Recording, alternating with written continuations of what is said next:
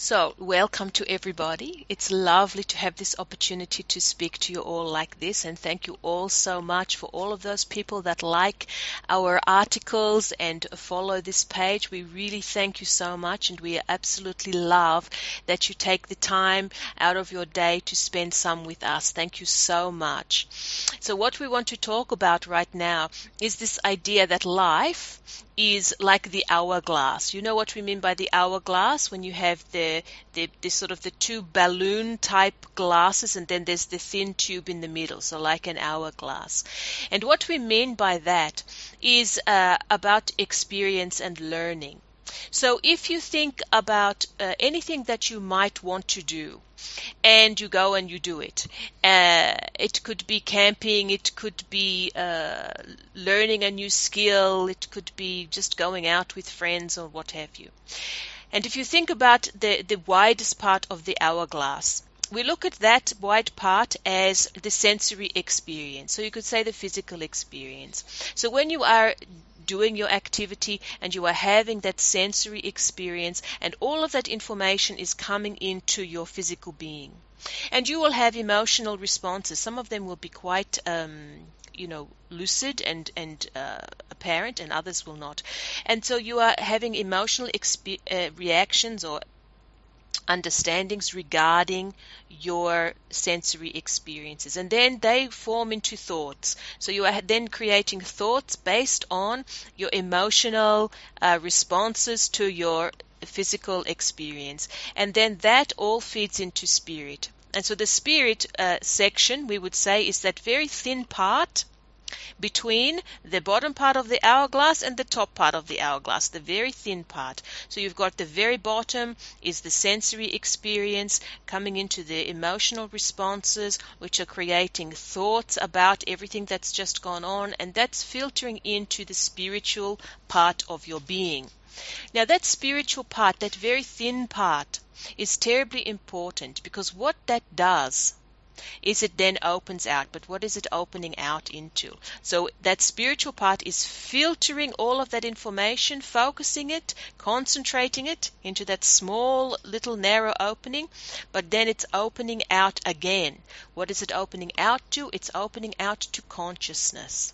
It's opening out to knowledge. It's opening out the spirit self, literally opening out to the oneness, to the universe. Now, why would that be important?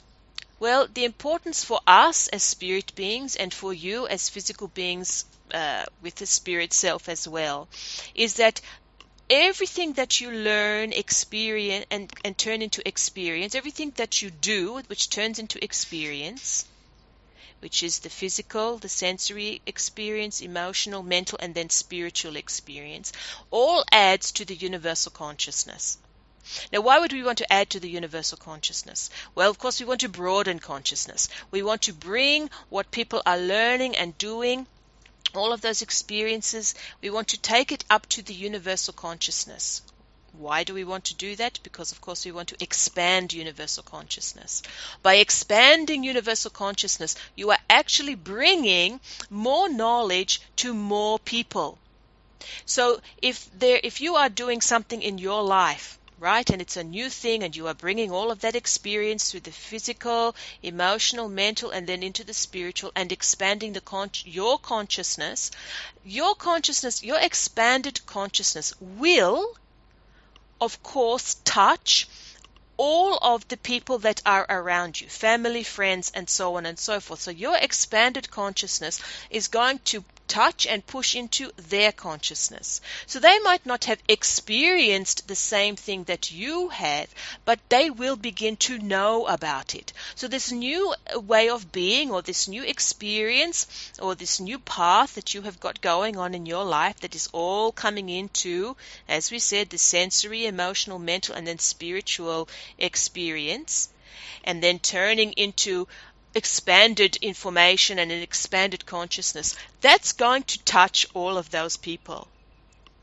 And if that information is nurturing, nourishing, healthy, positive, joyful, expanding with delight, then those people are going to be caught up in that. Of course, the same works for anything that's negative. Mass shootings, political unrest, all of that is an experience that's going to be, of course, filtered through into the spirit and through up into the universal consciousness. Now, those sorts of things are not as necessary as the positive, but they are, because it also expands humans. It expands their way of thinking to the point where we don't want that. Right?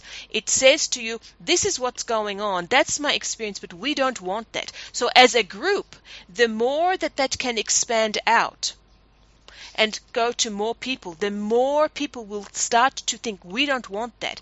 But on the other side of that, the more positive experiences, the nurturing, the nourishing, the love, and compassion experiences that can be brought into the universal consciousness and expand that universal consciousness, then the more people do not want the negative. The more they fight against, no, we don't want that. This is what we want. This is the kind of life that we want to live.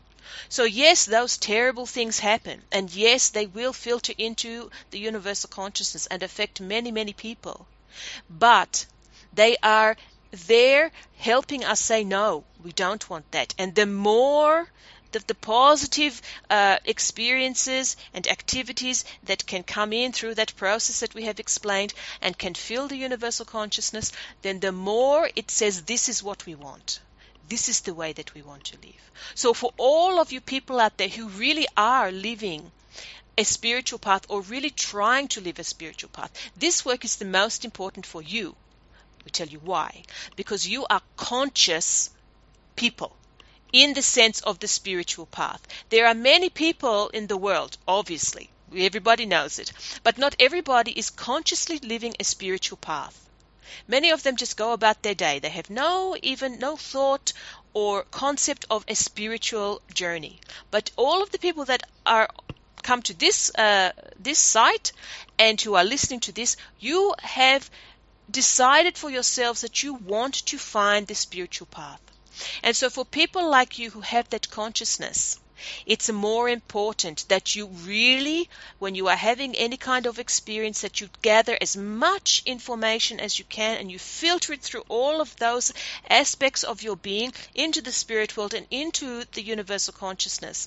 Because by consciously doing it, you are really absolutely looking at all these different aspects, and you're bringing so much more information in, so much more experience, so much more light into the universal consciousness. So for people like you who are listening to this, it's so important that you really pay attention to what you're doing, how you're doing it, how you're experiencing it, who is it affecting, who is around you, because it's people like you that are going to actually expand consciousness enough for people to say, this is the way we want to live, that's not the way we want to live.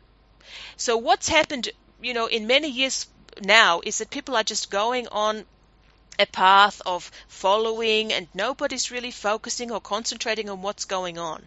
More and more people now, however, are really looking at it and really focusing on it and saying, no, that's not it. Yes, that's it. You are that group of people. So you are the ones that can really bring the universal consciousness to a much larger group of people. So we hope that you have enjoyed our little talk, the hourglass of life. We wish you all the very best, and we thank you again so much for spending the time with us. Many blessings to you all. Thank you.